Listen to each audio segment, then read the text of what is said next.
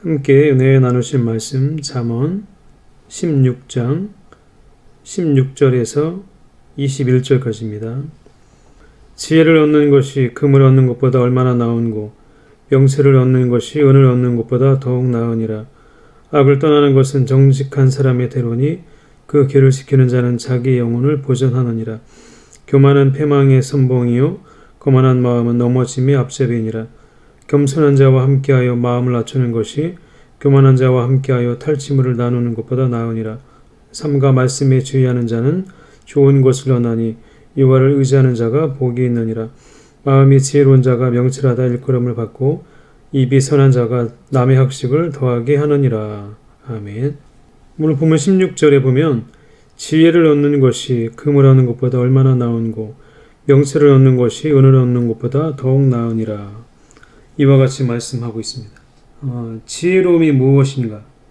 그리고 물질에 대해서 많은 생각들이 있을 겁니다. 우리가 살아가면서 필요한 것들이 꼭 있을 텐데 그 중에 하나가 물질이라는 거죠. 여러 가지 일에 물질이 쓰이고 또 물질이 없다 생각이 되면 불편할 때가 종종 있습니다.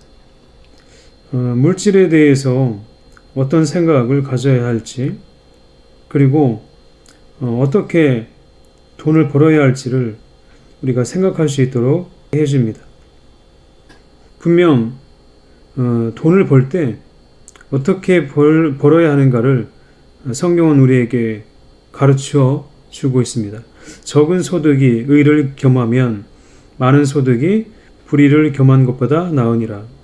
우리가 돈을 벌 때 좋지 않게 나쁜 방법으로 많은 것을 버는 것이 합당하지 않다는 겁니다. 비록 소득은 적을지라도 제대로 떳떳하게 벌어야 된다는 것을 성경은 우리에게 가르쳐 주고 있죠. 지혜로움이라는 건 다른 것이 아니라 우리가 하나님을 제대로 믿고 하나님을 온전히 의지하는 것, 그것이 지혜로움입니다. 잠언 16장 3절에 보면 너희 행사를 여호와께 맡기라. 그리하면 너희의 경영하는 것이 이루리라. 이렇게 여호와께 나 자신을 맡길 수 있는 것, 그것이 지혜로움인 거죠.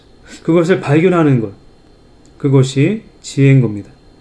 33절에도 사람이 제비는 뽑으나 이를 작정하기는 여호와께 있느니라. 이와 같이 말씀하고 있습니다.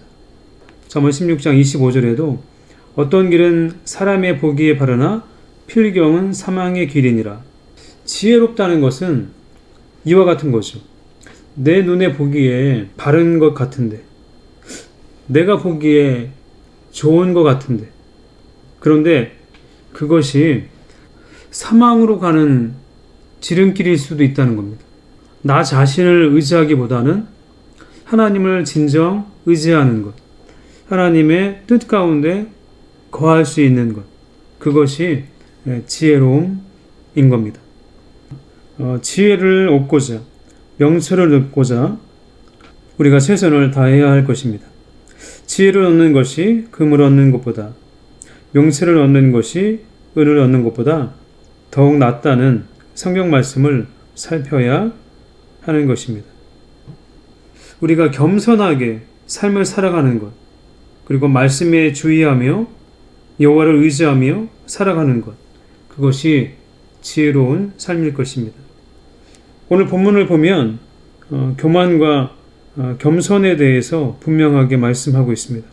교만은 패망의 선봉이요 거만한 마음은 넘어짐의 앞잡이니라.